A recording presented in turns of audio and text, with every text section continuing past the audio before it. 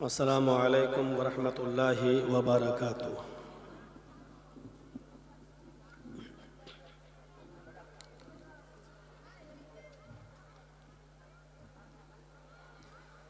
अल्हम्दुलिल्लाह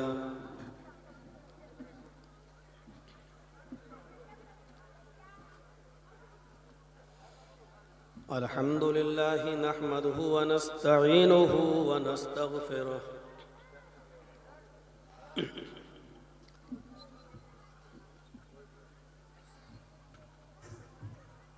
व नऊज़ु बिल्लाहि मिन शुरूरि अनफुसिना व मिन सय्यिआति अअमालिना।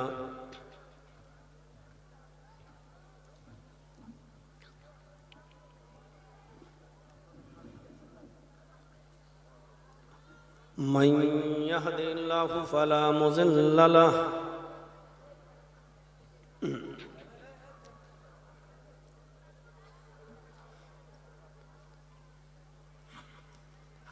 व मन युज़लिल्हु फला हादिय लहु।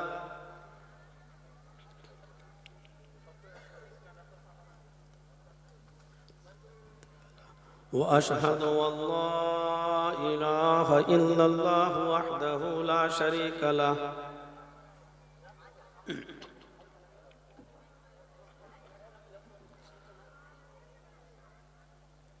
व अशहदु अन्न मुहम्मदन अब्दुहु व रसूलुहु।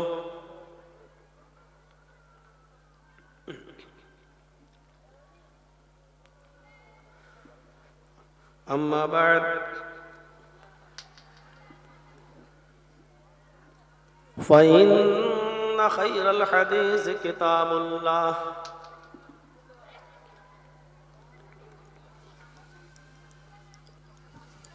व खैरल हदी हदी मुहम्मदिन सल्लल्लाहु अलैहि वसल्लम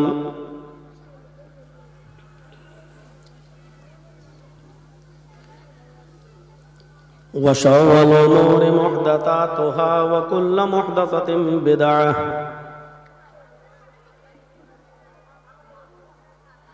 व कुल्लु बिदअतिन ज़लालह व कुल्लु ज़लालतिन फिन्नार।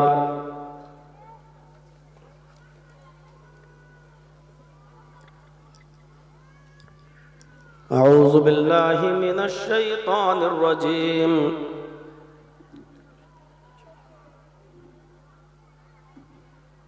बिस्मिल्लाहिर रहमानिर रहीम।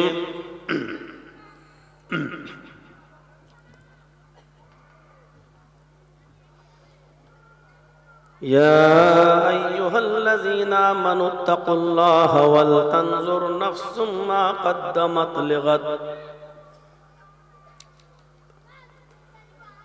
रब्बि इश्रह ली सदरी व यस्सिर ली अमरी वहलुल उक़दतम मिन लिसानी यफ़क़हू क़ौली।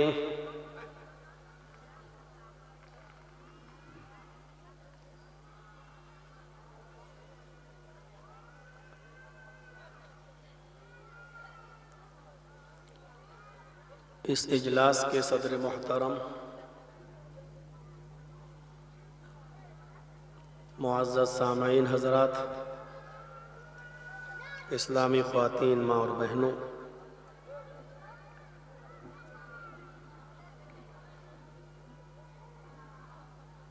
बस्टम नगर का ये 2 रोज़ा इजलास और आज ये उसका दूसरा दिन है। 5 और 6 मार्च को जो यहाँ मुनाक़िद हुआ है, कल का इजलास बहुस्न खूबी इख्तिताम पज़ीर हुआ और आज ये उसका दूसरा सेशन है। दुआ करता हूँ अल्लाह रब्बुल आलमीन इसको भी खूबसूरती के साथ तक कामयाबी अता फरमाए।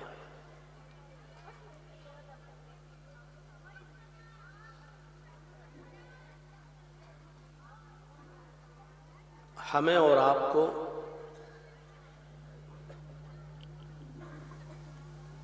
इस दुनिया के अंदर एक मकसद के लिए भेजा गया है।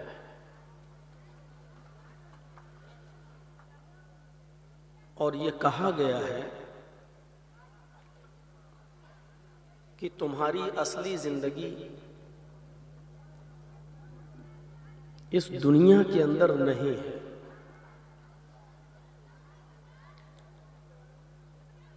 असली ठिकाना तुम्हारा आखिरत है। यहां हम और आप एक फसल बोने आए हैं और उस फसल को काटना है हमें आखिरत के अंदर। इसीलिए कुरान करीम ने हमें हर हाल में डरने का हुक्म दिया है। या अय्युहल्लज़ीना आमनुत्तकुल्लाह, ईमान वालो अल्लाह से डरो। वल तंजुर नफ्सुम मा क़द्दमत लिग़द, और हर इंसान को गौर करना चाहिए कि उसने कल क़यामत के दिन के लिए क्या तैयारी कर रखी है।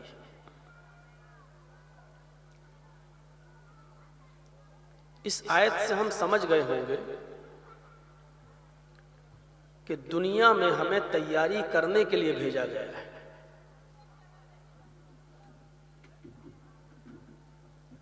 गोया कि हमें यह हुक्म दिया गया है कि आखिरत में अगर जन्नत चाहते हो तो अल्लाह और उसके रसूल की मर्जी के मुताबिक, शरीयत के मुताबिक जिंदगी गुजार कर तुम उस खोए हुए मकाम को हासिल कर सकते हो। और अगर हमने शरीयत के मुताबिक जिंदगी नहीं गुजारी तो दुनिया भी हमारी बेकार है और आखिरत भी हमारी बेकार है।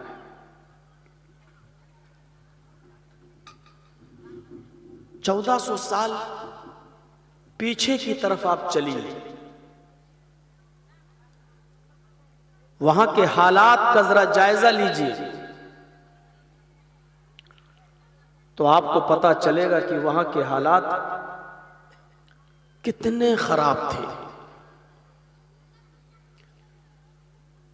उन हालात के अंदर जनाब मोहम्मद रसूलुल्लाह सल्लल्लाहु अलैहि वसल्लम को आखिरी नबी की हैसियत से भेजा गया और आप पूरे विश्व के लिए, पूरे दुनिया के लिए, पूरे वर्ल्ड के लिए आए।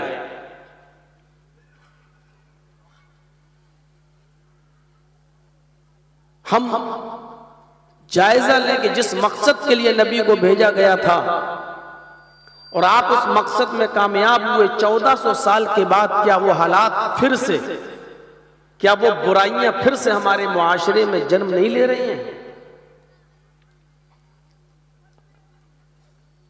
अरब के अंदर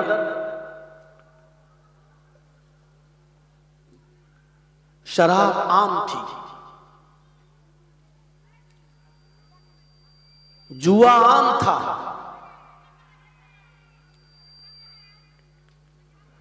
उनके यहां जो निकाह का सिस्टम था, आप ताज्जुब करेंगे कि निकाह का सिस्टम भी बड़ा खराब था।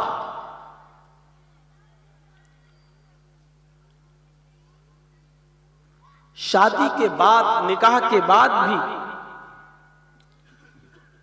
लड़का अपनी बीवी को अपने पास नहीं रखता था। इस सिस्टम पर जरा गौर कीजिए।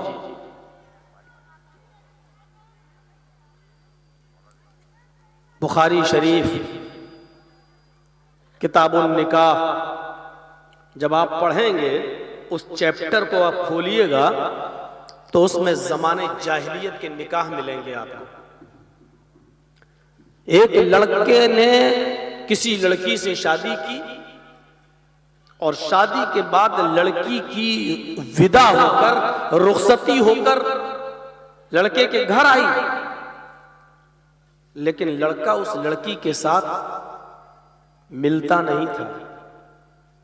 जबकि निकाह के बाद ये उसकी वाइफ हो गई, उसकी बीवी हो गई, उसकी पत्नी है, लेकिन इसके बावजूद उससे मिलता नहीं था, बल्कि अपनी बीवी को अपने किसी दोस्त को सौंप देता था, उसके हैंडओवर कर देता था, उसको उसके सुपुर्द कर देता था, और वो उसकी बीवी किसी दूसरे लड़के के साथ उस वक्त तक रहती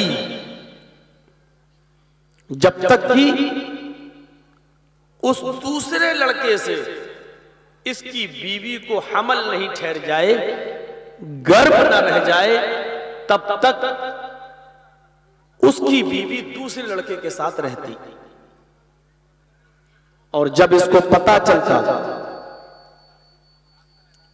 कि हमारी बीवी को जिसके पास हमने भेजा था उससे हमल ठहर गया है, गर्भ रह गया है, तब ये उसको बुलाता था और अपने घर में लाता था, और फिर उसके साथ रहन सहन होता था, उसके साथ मिलना जुलना होता था। ऐसा इसलिए किया जाता था उनके अकीदे के मुताबिक, ऐसा इसलिए किया जाता था कि इससे बच्चा नेक पैदा हो। ये कितनी घिनौनी रस्म थी कि शादी के बाद भी लड़का अपनी बीवी से मिल न सके और उसको दूसरे के हवाले कर दे। शादी का एक तरीका यह था, एक तरीका तो मैं बता चुका हूं, ये शादी का दूसरा तरीका यह था कि एक ही औरत के पास, एक ही लड़की के पास 3 से ज्यादा और 10 तक जितने अफराद जाना चाहते जाते, 3 हो सकते थे, 4 भी हो सकते हैं, 5 भी, 6 भी, 7 भी, 8 भी, 9 भी और 10 तक हो सकते थे, लेकिन 10 से ज्यादा नहीं।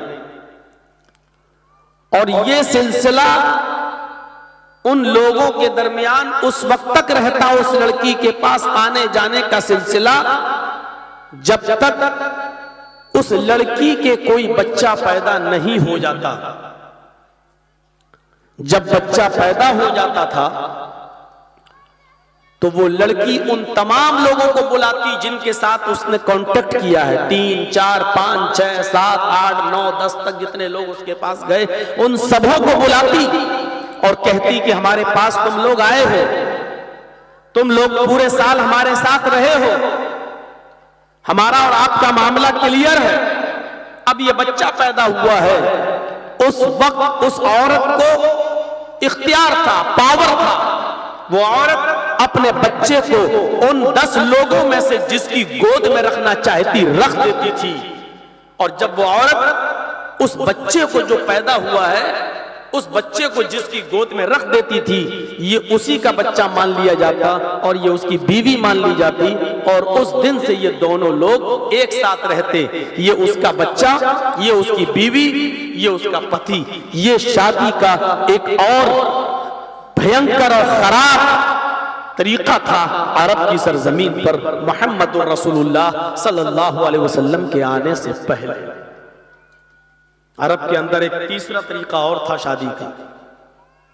कुछ औरतें अपने घरों पर हरी झंडी, ग्रीन फ्लैग लगा लिया करती थी, हरी झंडियां लगा लिया करती थी, और हरी झंडी का मतलब यह होता था कि इस औरत के पास जो भी जाना चाहे चला जाए, पूरे साल तक ये औरत किसी को रोकती नहीं, चाहे 10 आदमी चाहे 20 चाहे 50 जाए, पूरे साल जितने भी आदमी इसके पास जाना चाहते जाते, इसके साथ मिलते, कांटेक्ट में रहते, ताल्लुक कायम करते, शारीरिक संबंध बनाते, और जब इस औरत के बच्चा पैदा होता तो ये सबको बुलाती, जितने लोग अब तक इस औरत से मिले हैं, इसके साथ शारीरिक संबंध बनाए हैं, सबको बुलाती, चाहे वो 50 हो, 60 हो, 70 हो, 100 हो, 150 हो, 200 हो, जितने लोग भी इसके साथ मिले हैं, कांटेक्ट किए हैं,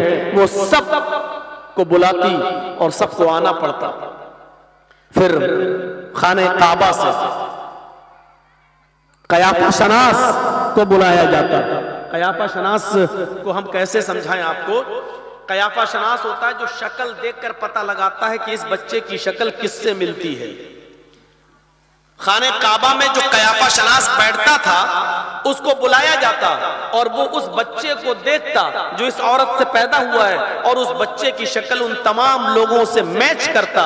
इस बच्चे की शक्ल सबसे ज्यादा जिस आदमी के करीब होती, जिससे सबसे ज्यादा मिलती जुलती, उसको ये गोद में डाल देता और ये उसी का बेटा मान लिया जाता और ये उसकी बीवी मान ली जाती।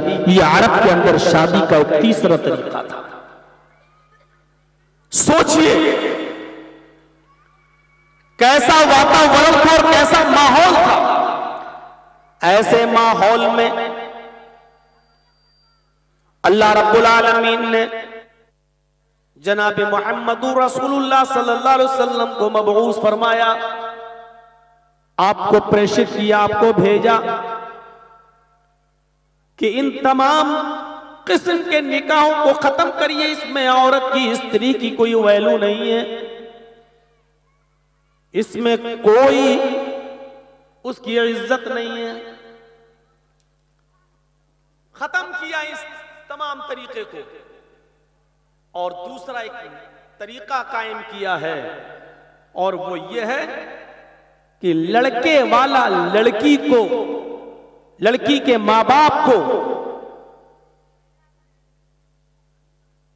आप पैगाम भेजेंगे।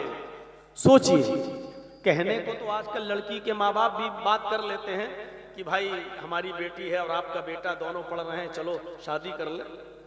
मैं इसको नाजायज नहीं कह रहा हूं, पहली बात याद रखिएगा, मैं इसको नाजायज नहीं कह रहा हूं। अगर लड़की के माँ बाप लड़के के माँ बाप से बात कर ले तो ये नाजायज नहीं है, लेकिन माफ कीजिएगा बेहतर भी नहीं है।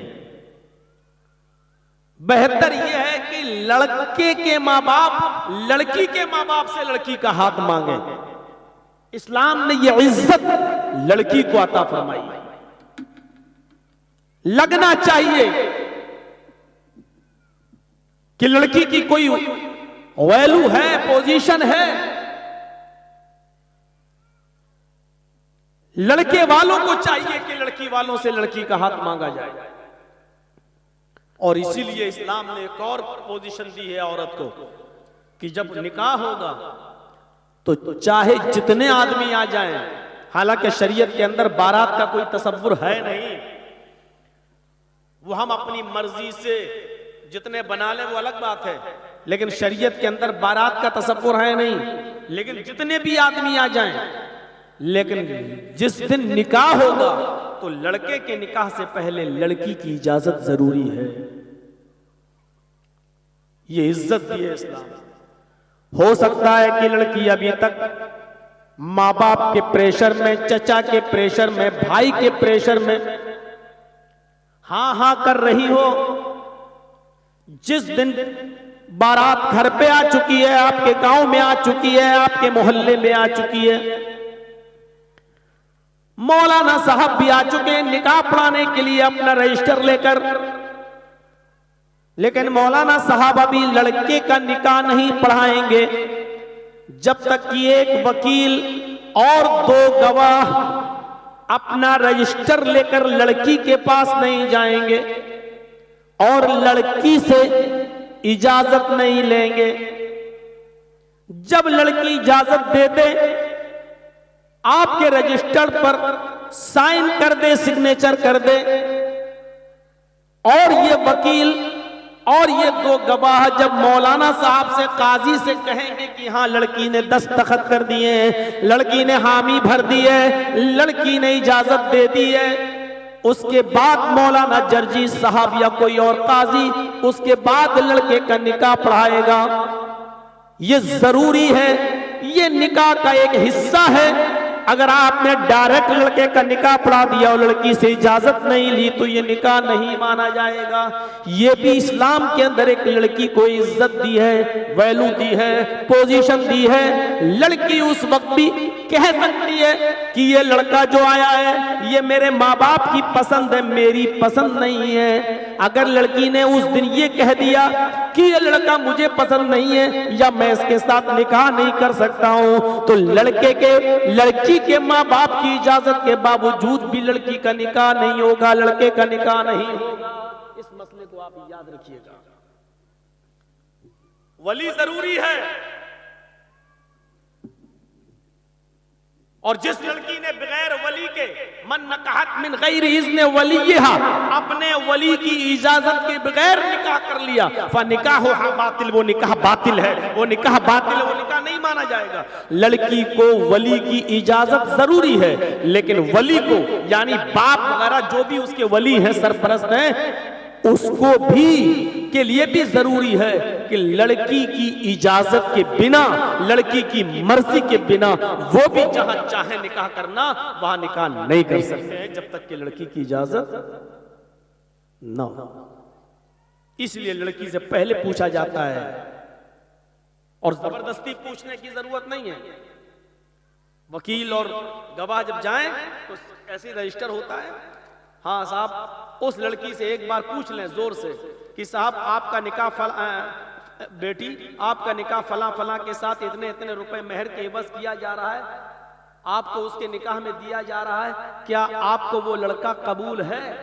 क्या आप उस लड़के को पसंद करती हैं? क्या आप उसके साथ निकाह में रहना चाहती हैं? क्या आपको वो लड़का पसंद है? एक बार पूछा जाएगा, 3 बार तो सिस्टम चल रहा है। लड़के से भी 3 बार पूछा जाता है ना कि 3 बार कुछ है नहीं शरीयत के अंदर, सिर्फ एक बार पूछिए। और कुंवारी लड़की जिसकी ये शादी नहीं हुई, पहली बार पहला निकाह उसका हो रहा है, तो हदीस के अल्फाज ये है कि आपके सवाल पर अगर वो सर नीचे कर ले और खामोश हो जाए, कोई जवाब न दे, तो इसी को उसका जवाब माना जाएगा, इसी को उसकी इजाजत मानी जाएगी, इसी को उसकी परमिशन मानी जाएगी। अल्लाह के नबी ने फरमाया इज़्नुहा सिमातुहा, उसका खामोश रहना उसकी इजाजत है। बार बार उससे नहीं कहा जाएगा बोलो। ऐसे मौके पर हमने बहुत से मौकों पर हमको जाना पड़ता है, तो ऐसे मौके पर हमने देखा लड़कियां जिसका निकाह होता है ना, अपनी सहेली को हाथ मार मार के और जबरदस्ती उसके मुंह से कहलवाती है, कह दो हाँ कबूल किया। वो शर्माती है बेचारी और ये जबरदस्ती उससे कहलवाती है, अरे कह दो, अरे कहो। और ये जो दोनों गए हैं ना, ये वकील और गवाह, जब तक सुन नहीं लेते हैं लड़की के मुंह से कि हाँ मैंने कबूल किया, तब तक ये वापस नहीं आते। ये भी जिहालत की सबसे बड़ी दलील है। आपको जबरदस्ती नहीं कहलवाना है, सिर्फ एक बार पूछना है, निकाह फला के साथ किया जा रहा है, इतने इतने रुपए मेहर के बस, क्या आप पसंद करते हैं उस लड़के को? क्या आप चाहती हैं उस लड़के से शादी करना? क्या निकाह कबूल है? बोलती है तो ठीक, नहीं बोलती है, खामोश रहती है, तो खामोश रहना ही उसकी इजाजत है। जबरदस्ती न तो सहेलियों को बुलवाना चाहिए, जबरदस्ती न वहां बैठी हुई बुढ़ी लोग जो हज्जन कहलाती है ना, 2-4 एक आध हज करे आई तो समझती बहुत बड़ी मुल्लानी बनी फिर रही है, वो कहलवाती, क्या तो बेटा कह दो। बड़ी देर लग जाती है कहलवाने में, क्योंकि बहुत देर के बाद इसके होंठ खुलते हैं, कबूल किया। बहुत देर के बाद इसके होंठ खुलते हैं, कबूल किया। अरे क्या जरूरत थी इतना इंतजार करने की? एक बार पूछा, उसकी खामोशी उसकी इजाजत हो गई, खामोश रह गई, चलो इस पर दस्तखत कर दो, जहां उसका नाम लिखा है उसके आगे साइन करवाइए, हाँ लीजिए। क्या हुआ? लड़की ने साइन कर दिए, इजाजत। लड़की की खामोशी ही उसकी इजाजत है। अब निकाह किया जाएगा लड़के का, अब निकाह पढ़ाया जाएगा लड़के का। 3 बार कह देते हैं ताकि लोग गौर से सुन लें, वरना लड़के का एक बार कह देना ही कि मैंने कबूल किया काफी है, काफी है। तो मेरे भाइयों, ये इस्लाम ने इज्जत दी है लड़की को, ये इस्लाम ने इज्जत दी है औरत को। ये इस्लाम ने अथॉरिटी दी और पावर दिया है औरत को, जो पहले नहीं था। बेचारी झंडियां लगाती थी, जितने लोग जाना चाहे जाएं, और जब बच्चा पैदा हो जाता था तब बुलाती थी सबको। अब कयाफा शनास उस बच्चे को देखता था कि किससे मिल रहा है, उसकी गोद में डालता था और इसका हाथ उसके हाथ में पकड़ा देता था, जाओ अब तुम इसकी बीवी हो, ये तुम्हारा शौहर है, पति है, और ये तुम्हारा बेटा है, जाओ। मेरे भाइयों गौर कीजिए क्या रस्म और रवाज थे अरब की सरजमीन पर। शराब, इससे पहले जो हमारा यहाँ तकरीर हुई थी बस्टम नगर में, तो पूरी तकरीर हमें याद है, शायद शराब ही की टॉपिक पर हुई थी। शराब के मौजू पर मैंने बोला था, आज हम सिर्फ टच करेंगे शराब का। इतना रवाज था अरब के अंदर शराब पीने का, आप लोगों से तो क्या बताया जाए। शराब का हाल यह था कि उनके घर में जब कोई बच्चा पैदा होता था अरब के अंदर, तो उस बच्चे को भी सबसे पहले शहद या कोई मीठी चीज उसके हलक पर नहीं चिपकाई जाती थी, बल्कि पढ़िए ज़ादुल माद अल्लामा इब्न क़य्यिम की, जब घर में बच्चा पैदा होता था तो सबसे पहले अरब के लोग शराब के 4, 5, 10 कतरे बूंदे ड्रॉप्स उस बच्चे के हलक में डालते थे। ये इस बात की अलामत होती थी कि बेटा तेरे बाप दादा शराबी रहे, तुझे भी शराब में आगे बढ़ना है और शराब का रसिया दिल दादा होना है। शुरू से ही उसके रगों में जो दौड़ाया जाता था वो शराब होती थी। आपका इलाका भी इससे बचा नहीं है। शराब नोशी कितनी है, और अब तो शराब तो छोड़िए मौलाना साहब, आप शराब की बात कर रहे हैं। सुना है अब तो चर्च चल रहा है, इसमें एक हीरोइन ब्राउन शुगर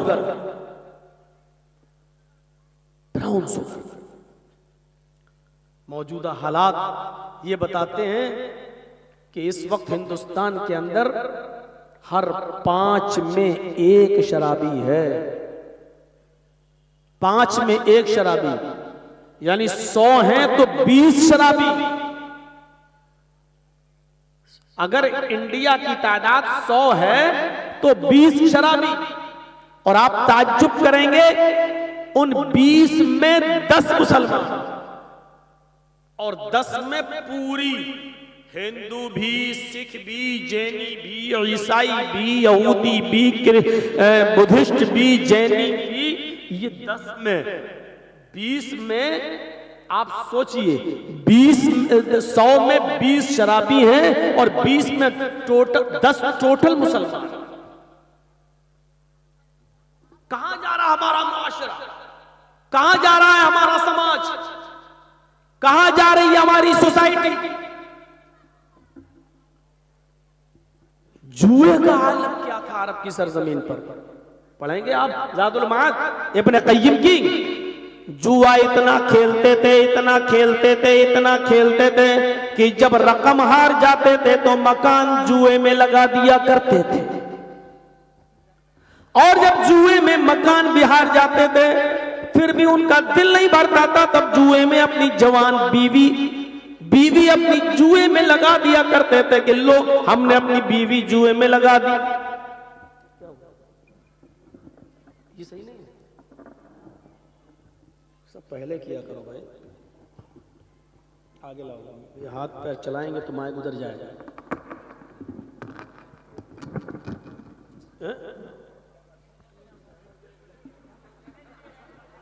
हमने तो ऊंचा किया, वो टूट गया।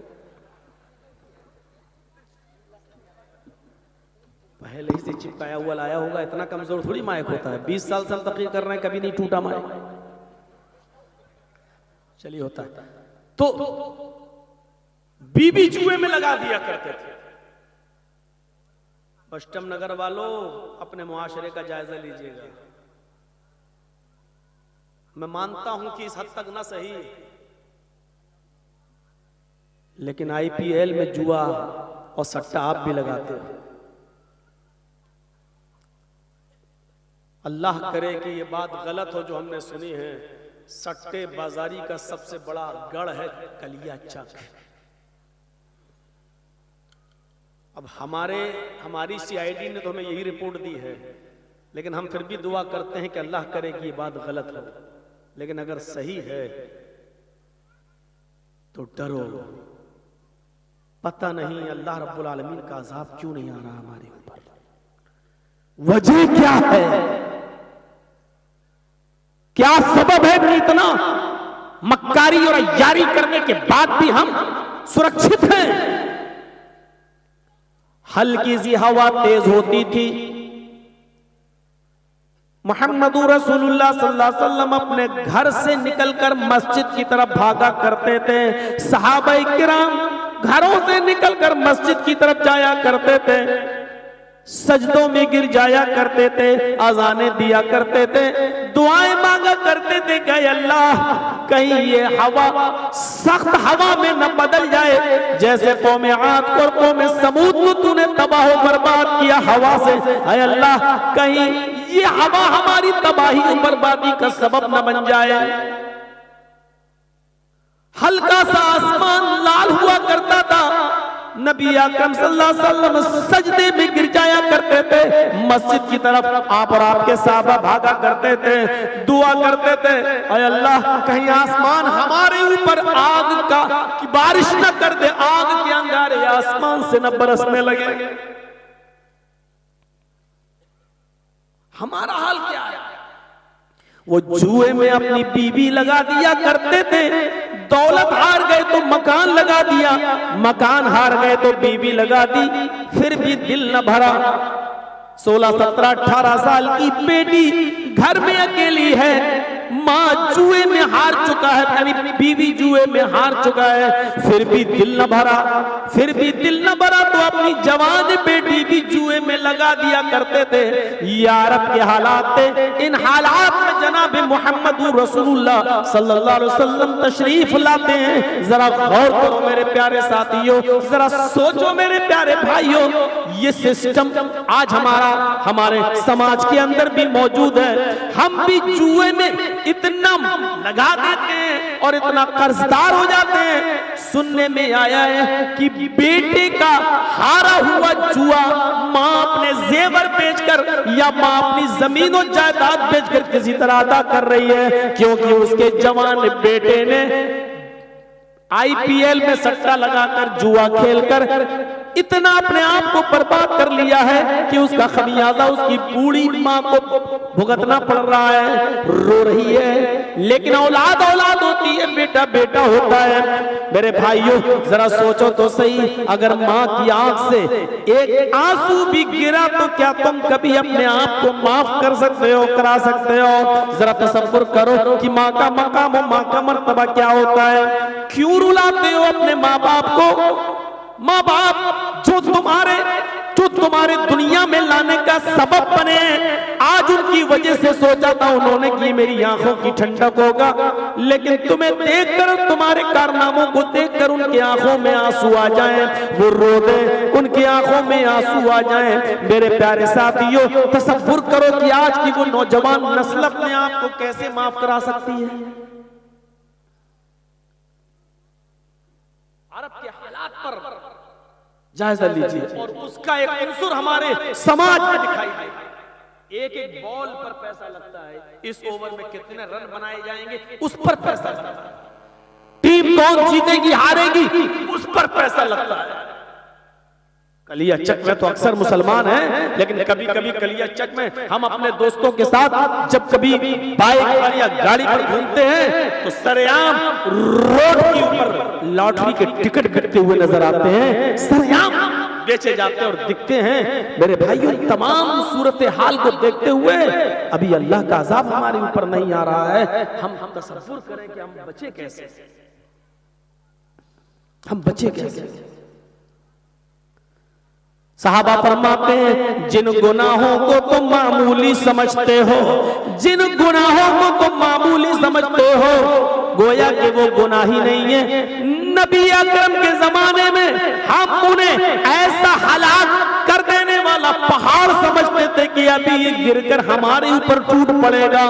मामूली गुनाह जिनको तुम छोटा समझते हो, हम उन गुनाहों को अल्लाह के नबी के जमाने में अपने ऊपर पहाड़ समझते थे कि ये पहाड़ कहीं हमारे ऊपर गिर न जाए और हम इसमें दबकर मर न जाए। ये तसव्वुर हुआ करता था। आज जूं तक नहीं रेंगता हमारे सरों पर, एहसास तक नहीं होता हमें कि हम क्या कर जाते हैं क्या नहीं करते। इतना सब हम मामूली समझते हैं ये गुनाह, मामूली।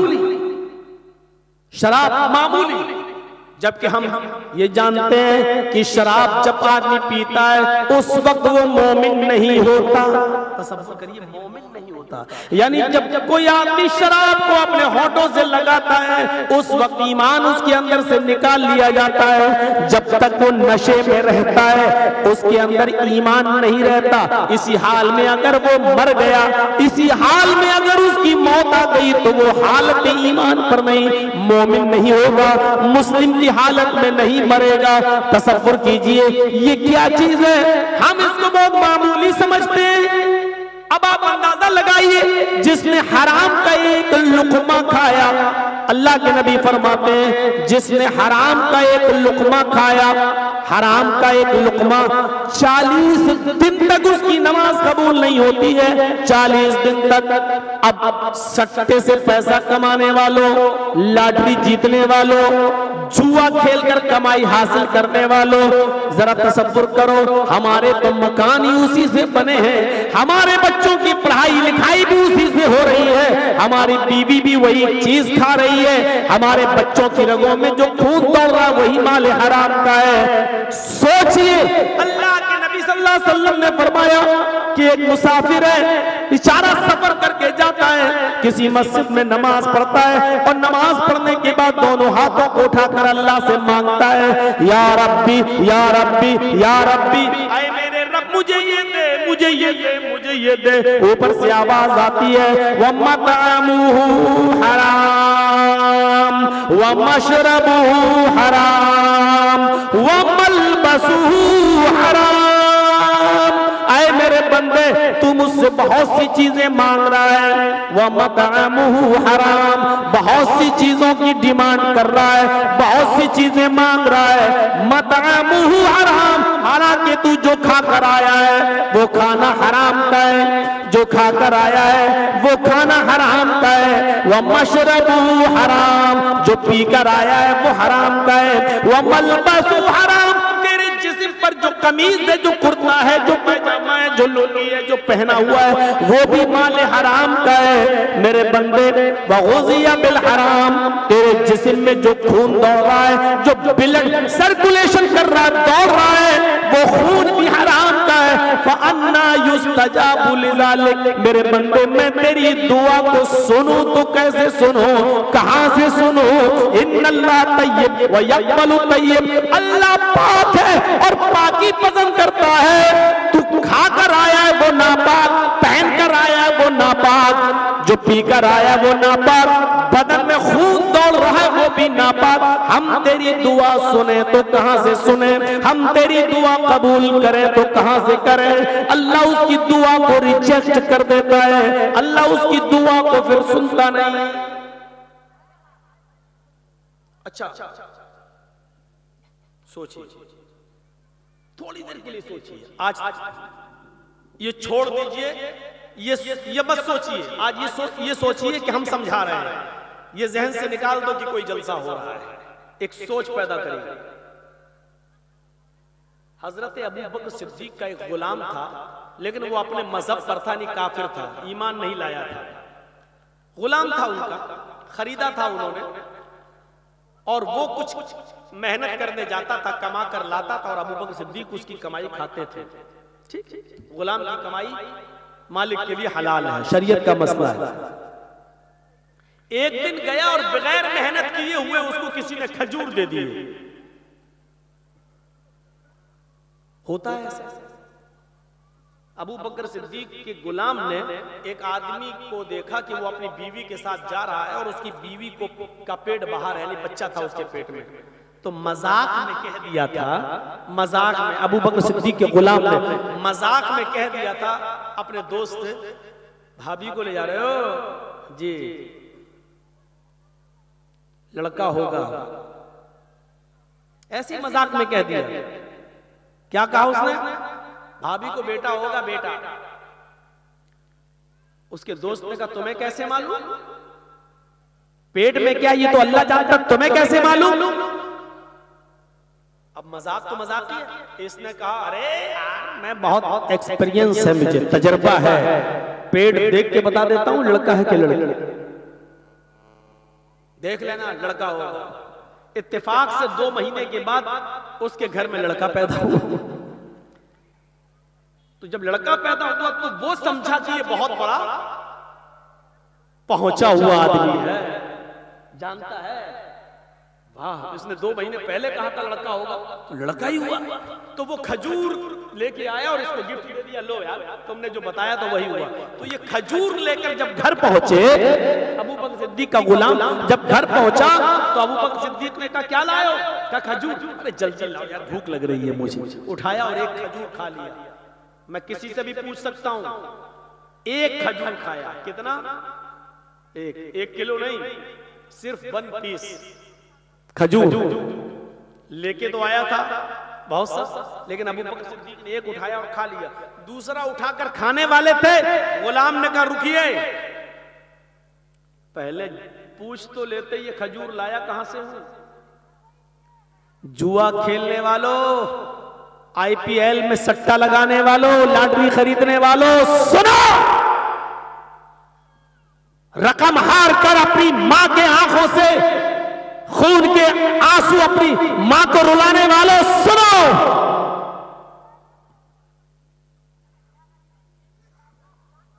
एक खजूर दूसरा खाने वाला था कि अबू बकर सिद्दीक से गुलाम ने कहा रुको, खाने के लिए मना नहीं है, लेकिन पूछ तो लेते कहां से लाए हो? अबू बकर सिद्दीक ने कहा रोजाना मेहनत करने जाते हो, आज भी मेहनत करके लाए होगे। उसने कहा कि रोजाना मेहनत करके लाता था तब तो आप रोज पूछते थे, और आज ही मेहनत नहीं किया और आज आपने पूछा ही नहीं। होता है कभी कभी ऐसा, रोजाना टिकट लेके चलो टीटी नहीं आता है, जिस दिन ना लेके चलो उस दिन इत्तेफाक से आ जाता है। अरे कभी नहीं आया, चलो आज ऐसे ही बैठ जाए, और जिस दिन बैठ जाओ बगैर टिकट के तो उस दिन आ जाता है। बहुत से लोग ये सोचते हैं ऐसे, ए भैया सामने से मत उठा बैठ लगाओ, कई बार देख चुका हूं लोग सामने से जा रहे हैं आ रहे हैं।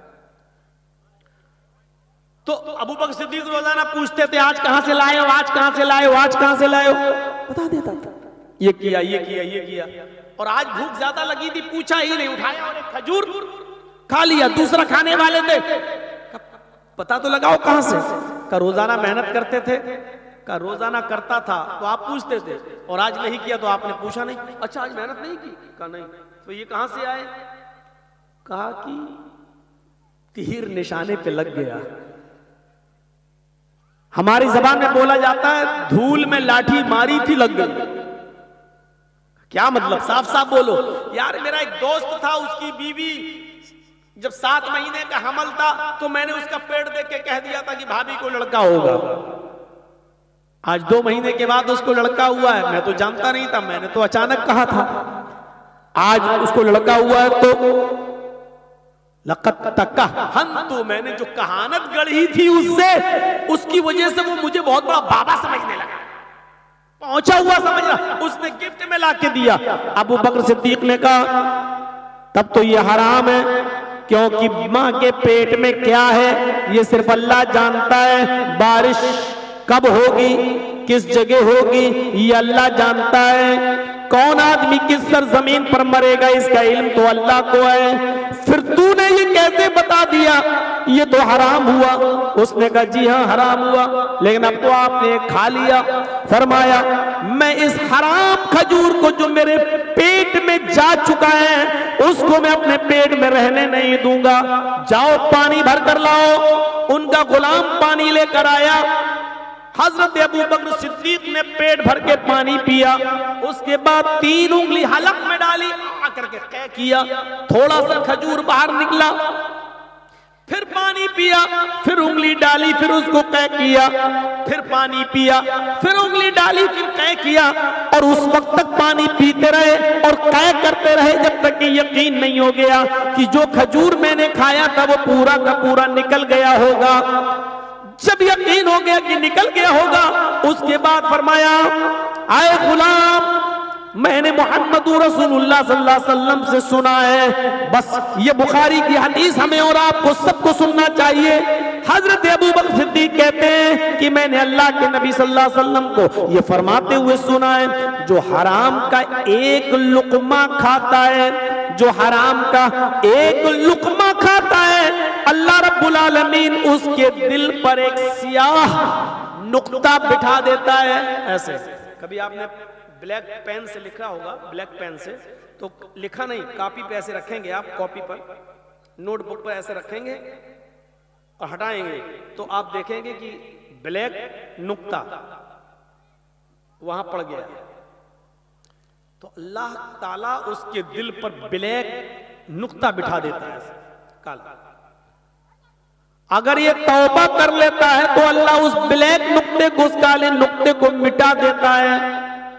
और अगर तौबा नहीं करता, एक बार खाया, खा लिया और फिर तौबा नहीं किया और जानता है कि मैंने हराम खाया लेकिन तौबा नहीं किया, तो वो नुक्ता बढ़ते बढ़ते फैलते फैलते फैलते फैलते फैलते फैलते पूरे दिल को काला कर देता है, पूरे दिल को स्याह कर देता है, पूरे हार्ट को ब्लैक कर देता है। और जब इंसान का पूरा दिल ब्लैक हो जाए, पूरा हार्ट ब्लैक हो जाए, पूरा दिल काला हो जाए, तो फिर ये सोचना और ये समझना उसके खत्म हो जाता है, ये अक्ल उसके अंदर से निकल जाती है। फिर वो नहीं सोचता कि ये दौलत हमारे पास कहां से आ रही है, ये हलाल की है या हराम की है, आने दो, जहां से भी आ रही है आने दो। फिर उसके अल्लाह रब्बुल आलमीन उसके दिमाग से सोचने और समझने की सलाहियत को खत्म कर देता है। फिर वो हलाल और हराम की परवाह नहीं करता है। एक नुक्ता पूरे दिल को काला कर देता है। मेरे भाइयों, अबू बकर सिद्दीक ने सिर्फ एक खजूर खाया था, वो भी धोखे से, उसको भी निकाल दिया। अबू बकर सिद्दीक की इस जिंदगी से हम अपने गरीबानों में झांक कर देखें, हम अपने मुआशरे का, अपने समाज का और अपनी सोसाइटी का जरा जायजा लें कि हम क्या कर रहे हैं, हम क्या कर रहे हैं, हम क्या खा रहे हैं, अपने बच्चों को क्या खिला रहे हैं। हजरत उमर इब्ने अब्दुल अजीज का दौर था, हजरत उमर इब्ने अब्दुल अजीज का दौर था, खलीफतुल मुस्लिमीन है, बीवी के पेट में बच्चा है, 3 महीने 4 महीने का हमल पेट में मौजूद है, लेकिन 4 दिन से खाना नहीं मिला। खलीफतुल मुस्लिमीन है लेकिन खाना नहीं मिला उनकी बीवी को। चीखती रही, चिल्लाती रही, मेरे हस्बैंड, मेरी फिक्र नहीं है, कोई बात नहीं, लेकिन इस पेट के बच्चे की तो फिक्र कीजिए, मेरे पेट में जो बच्चा पल रहा है इस बच्चे की तो फिक्र कीजिए। जब तक माँ खाएगी नहीं तो बच्चे की बॉडी में, बच्चे की जिस्म में लगेगा क्या? जब मुझे को नहीं मिल रहा है तो बच्चा कैसे परवान चलेगा? ये बच्चे का डर है कि कहीं मर न जाए। उमर इब्ने अब्दुल अजीज कहते हैं, मेरी बीवी, क्या करूं, बैतुल माल से जब तक सैलरी नहीं आएगी, तनख्वाह नहीं मिलेगी, तब तक मैं तुम्हें कुछ नहीं खिला सकता, और अभी तनख्वाह मिलने में, सैलरी मिलने में टाइम है,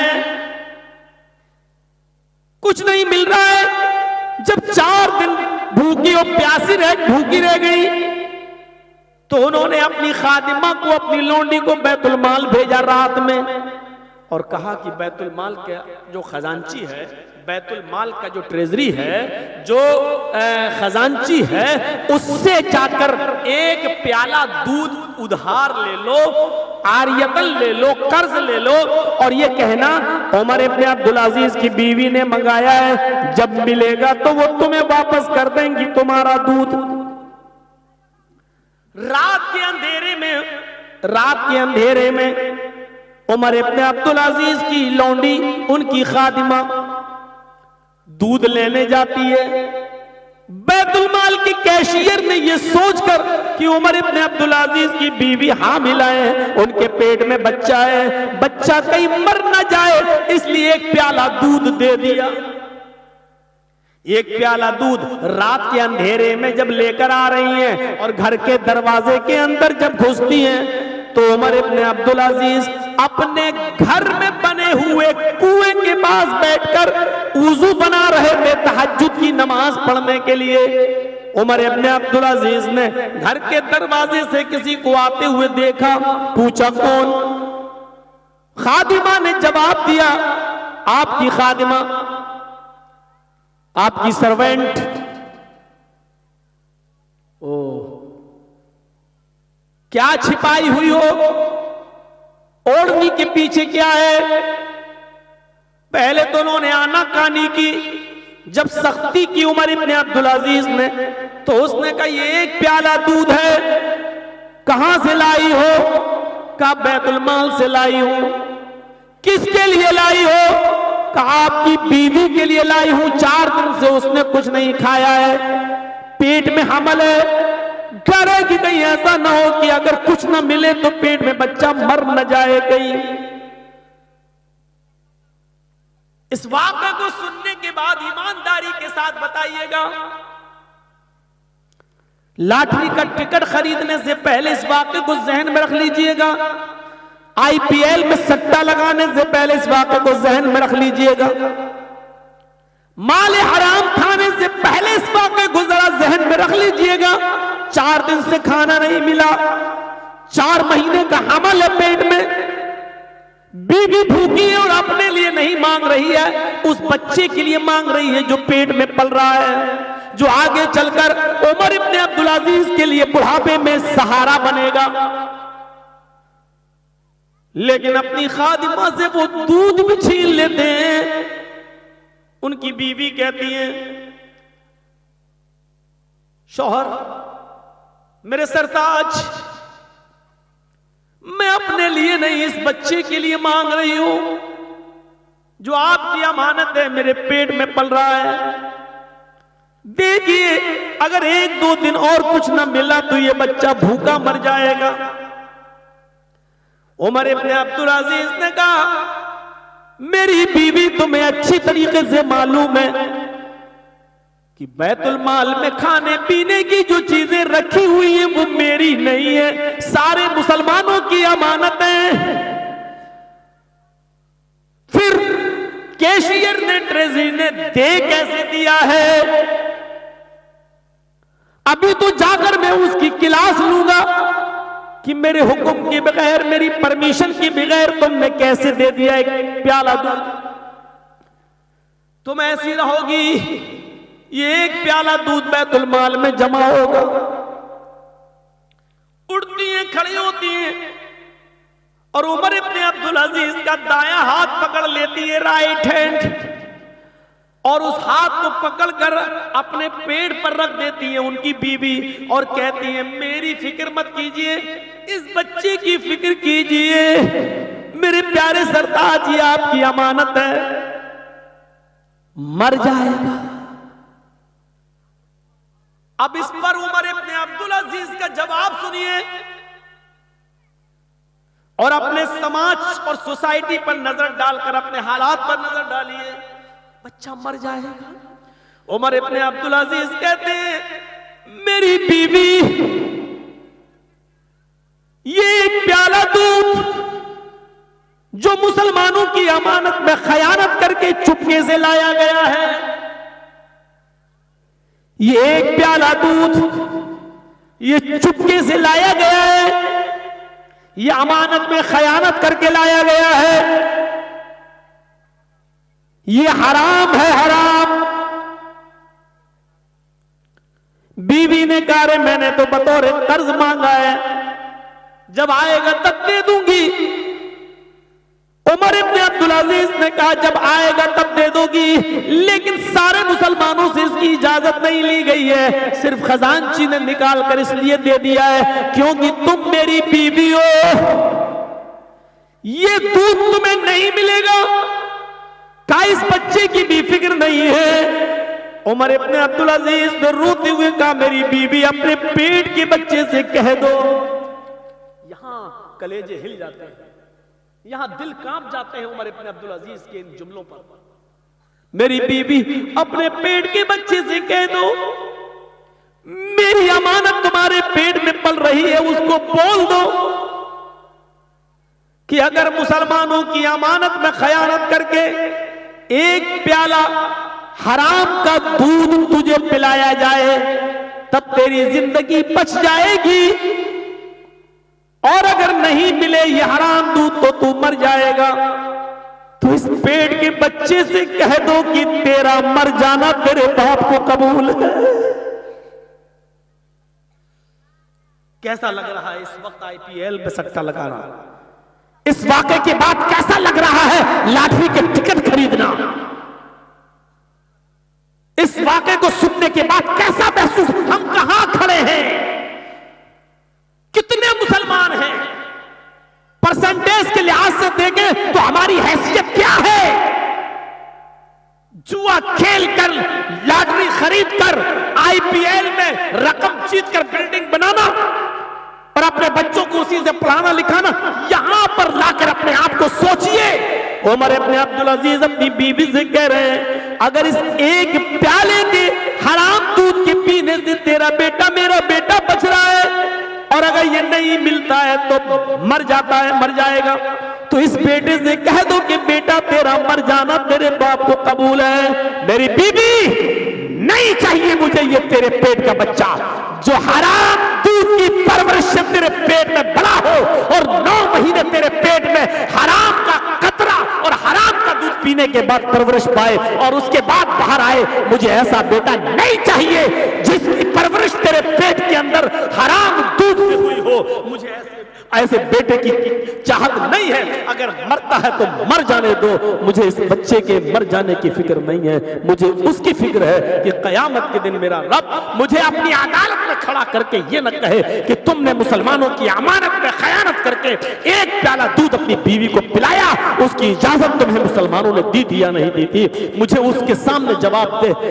होना है, अल्लाह के सामने खड़ा होना है। मेरी बीवी, अगर ये बेटा मरता तो मर जाने दो, मुझे अपने बेटे का मर जाना कबूल है, लेकिन माले हराम का एक प्याला दूध पिलाना मुझे गवारा नहीं। सोचिए, इस जगह पर लाकर अपने आप को बड़े से बड़े तुर्रम खां बने बैठे हैं। बिल्डिंगों को देखो, आलीशान मकान को देखो। 2 साल पहले रिक्शा चला रहे थे और 2 साल के बाद एकदम बिल्डिंग बन गई। पता लगाओ इस बिल्डिंग में कितने गरीबों का खून मौजूद है, कितने लोगों की एक झटके में तुमने रकम जीत ली और अपने पास कर ली। अपनी बिल्डिंग तो बना ली, लेकिन तुमने उसके बीवी और बच्चों को कंगाल कर दिया और रोड पे लाए। बहुत से तो खुदकुशी करने पर मजबूर हो गए, इसलिए कि इतना कर्जा हो गया कि वो कर्जा जब देने के लायक नहीं रहे तो खुदकुशी कर ली और मर गए। मर जाना गवारा कर लिया उन्होंने। इसके जिम्मेदार कौन है? हमें सोचना है, हमें अपने मुआशरे का जायजा लेना और अपने समाज का जायजा लेना है। एक अबू बकर सिद्दीक का वाकया आपके सामने रखिए। एक खजूर वो भी धोखे से खाई, उसको भी निकाल दी। एक उमर इब्न अब्दुल अजीज का मंजर सामने रखिए। उमर इब्न अब्दुल अजीज का मंजर सामने रखिए। उमर इब्न अब्दुल अजीज ने एक प्याला दूध नहीं पीने दिया, एक प्याला दूध अपनी बीवी को नहीं पीने दिया, बल्कि ये कह दिया बच्चा मरता है तो मर जाने दो। हालांकि अल्लाह रब्बुल आलमीन ने इस तकवे की ताकत से उनके बच्चे को महफूज रखा है। खजूर फिर कहीं से गिफ्ट में आए, फिर उन्होंने खजूर खाया, पानी पिया। ये सच है, जब अल्लाह से कोई डरता है तो अल्लाह उसके लिए निकलने का रास्ता भी बना देता है। वमन यत्तक़िल्लाह यजअल लहू मखरजा व यरज़ुक़हू मिन हैसु ला यहतसिब। जो अल्लाह से डरेगा, जो तक़वा अख्तियार करेगा, जो अल्लाह से डरेगा, अल्लाह उसके लिए निकलने का रास्ता बना देगा। अल्लाह उसके लिए निकलने का कोई सबील, कोई रास्ता निकाल देगा। ऐसी जगह से उसको रिज़्क देगा जहां बंदे को वहमो गुमान भी नहीं होगा। जो अल्लाह से डरेगा, अल्लाह उसके लिए रास्ता निकालेगा। अल्लाह ने भूखा उठाता जरूर है वो, लेकिन भूखा सुलाता नहीं है। चिड़ियों को देख लो आप, चिड़ियों को।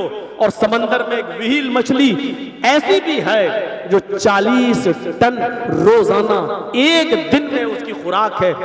मछलियां खाती है, गोश्त खाती है, कितना? 40 टन एक दिन में। 40 टन वो इतनी बड़ी मछली होती है कि बड़े बड़े जहाजों को भी पलट देती है। करवट ली, जहाज इधर से उधर हो गया। 40 टन मछली, वो व्हील मछली 40 टन गोश्त खाती है। 40 टन। मेरा रब उस मछली को भी भूखा नहीं सोने देता है। मेरा रब उसको भी देता है जिसको 40 टन गोश्त की जरूरत है, अल्लाह उसको भी देता है। 2 रोटी, 2 मुट्ठी भात खाने वाला, 2 मुट्ठी चावल खाने वाले। तू अपने भाई की जमीन भी अपने नाम करना चाहता है, उसका जुए के जरिए माल भी जीतना चाहता है, आईपीएल के मैच में सट्टा लगाकर उसकी कमाई पर भी कब्जा करना चाहता है, ये तेरा भाई है। अल्लाह के नबी फरमाते हैं, अल मुस्लिम अखुल मुस्लिम, मुस्लिम मुस्लिम का भाई होता है, मोमिन मोमिन का भाई होता है। जो तुम अपने लिए पसंद करो वो अपने भाई के लिए पसंद करो। वो एक जमाना था